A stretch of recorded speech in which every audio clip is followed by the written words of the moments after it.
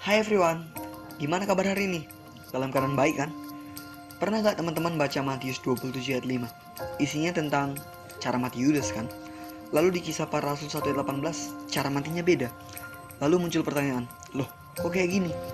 Kok ayat Alkitab saling kontradiksi? Mana yang bener nih?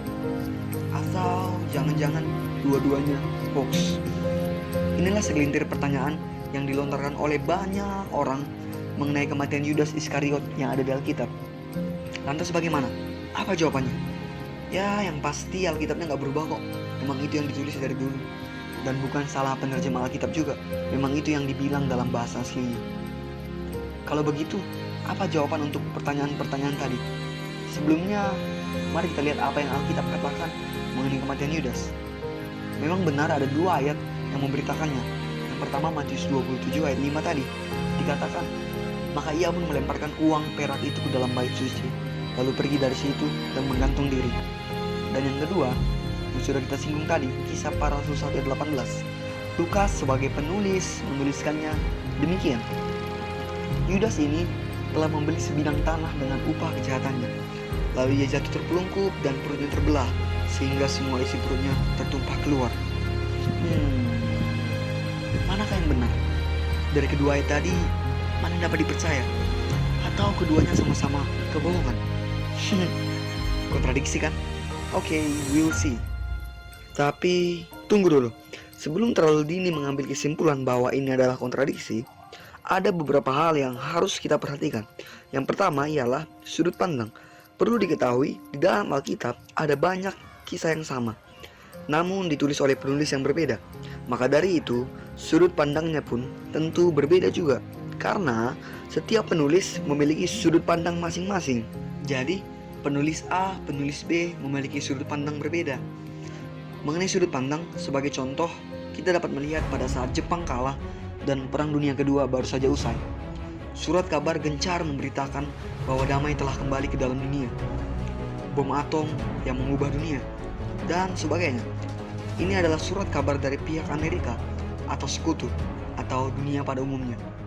Namun, dari sisi Jepang sendiri, tidaklah demikian. Mereka memberitakan duka yang amat mendalam, anak-anak yang sengsara, protes hebat di sana-sini, atas tindakan sekutu yang kontroversial kepada mereka. Lantas apakah kedua hal ini dapat disebut kontradiksi? Tentu tidak. Ayolah, ini hanya masalah sudut pandang. Sekutu dan Jepang memiliki cara pandang yang berbeda terhadap berakhirnya Perang Dunia Kedua. Oke, kita kembali kepada topik utama, mengenai kematian Yudas. Yang pertama adalah masalah sudut pandang. Matius menyoroti apa yang Yudas alami setelah mengkhianati Yesus. Dengan ciuman manis ini tentunya. Atau dengan cara apa Yudas mati? Yaitu dengan cara bunuh diri, menggantung dirinya sendiri di sebuah pohon. Ini adalah hal yang masuk akal untuk dilakukan, karena dalam literatur Yahudi, bunuh diri sangat sering dikaitkan dengan rasa malu atau kegagalan, yang pada umumnya dilakukan untuk menghindari kematian yang lebih memalukan. Sedangkan Lukas menyoroti hal berbeda. Ia bukan menyoroti dengan cara apa Yudas mati, melainkan apa yang terjadi setelah Yudas mati.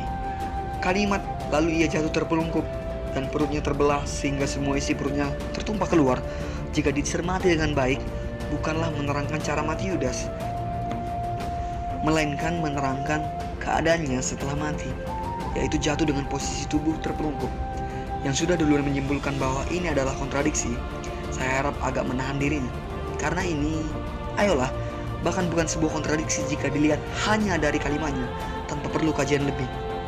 Syarat terjadi kontradiksi adalah kedua kalimat harus bertentangan satu sama lain. Kalimat kontradiksi itu seperti ini: si A dibunuh di kamarnya tadi malam, kepalanya ditembak oleh orang asing, kata satu sumber. Sementara sumber lain berkata, aku melihat si A bunuh diri tadi malam dengan melompat dari lantai 7 apartemennya. That's a contradiction for sure. Kita selesai mengenai masalah sudut pandang dan beralih ke penjelasan berikutnya. Yudas gantung diri. Sumber lain mengatakan ia jatuh terpelungkup dan isi perutnya keluar. Apa yang salah? Bahkan keduanya bisa disatukan. Yudas gantung diri, lalu ia jatuh terpelungkup dan isi perutnya keluar. Ini adalah satu rangkai kejadian yang memiliki kronologi. Kemudian, bagaimana ia bisa jatuh terpelungkup sementara ia gantung diri? Ini pertanyaan yang baik, tapi tidak terlalu menantang selama kita punya jawaban yang berdasarkan kejadian sejarah di Alkitab plus keterangan medis. Yang pertama, Yudas gantung diri sebelum Yesus mati disalib. Dengan demikian, tubuhnya tetap tinggal tergantung, tidak ada yang menurunkannya, karena saat itu menjelang hari Sabat, dan adalah tabu bagi orang Yahudi untuk menyentuh mayat. Kemudian, kita sama-sama tahu bahwa setelah Yesus mati, daerah Golgota dan sekitarnya diguncang gempa yang sangat kuat, sampai bukit batu pun terbelah. Di dalam Matius 27 ayat 51, betapa dahsyatnya gempa itu sampai bukit batu terbelah. Dan sungguh masuk akal apabila pohon di mana Yudas menggantung diri roboh, atau batangnya yang patah, atau tali yang ia gunakan putus. Dan semua kemungkinan kejadian itulah yang mengakibatkan ia jatuh terpelungkup dengan isi perut keluar. Mainkan logika kita, apa mungkin seorang yang jatuh hanya dari posisi berdiri akan berakibat isi perutnya keluar? Itulah penjelasan dari fakta sejarah Alkitab. Berikutnya apa yang medis katakan mengenai kasus seperti ini? Sebuah mayat yang dibiarkan tergantung akan membengkak dan seringkali akhirnya akan terbelah. Mengapa? Karena bakteri internal mulai memecah jaringan yang pada gilirannya menyebabkan gas membengkak di dalam tubuh. Tekanan menumpuk dan dapat menyebabkan tubuh meledak terbuka. Di dalam satu buku medis berjudul Textbook of Forensic Medicine and Toxicology dikatakan antara 3-7 hari semakin meningkatnya tekanan gas yang membusuk yang terkait dengan perubahan pada jaringan lunak menyebabkan pelunakan perut dan dapat mengakibatkan ledakan pada perut dan dada. Dan dengan keadaan begitu, saat tubuh Yudas jatuh, maka akan dengan mudah isi perutnya keluar, seperti apa yang dinyatakan kepada kita oleh Lukas di dalam Kisah Para Rasul. Dan itulah penjelasan dari bidang medis. Demikianlah yang bisa saya jelaskan mengenai kematian Yudas yang disebut-sebut adalah kontradiksi. Yang saya lakukan adalah menjawab pertanyaan dan menanggapi kritikan yang ada, tidak hanya dengan ayat firman Tuhan, tetapi juga dengan logika dan disiplin ilmu lainnya. Dan saya sangat bersyukur jika teman-teman diberkati melalui video ini. Oke, akhir kata, keep your faith, your hope, and your love. Jesus bless and love you all.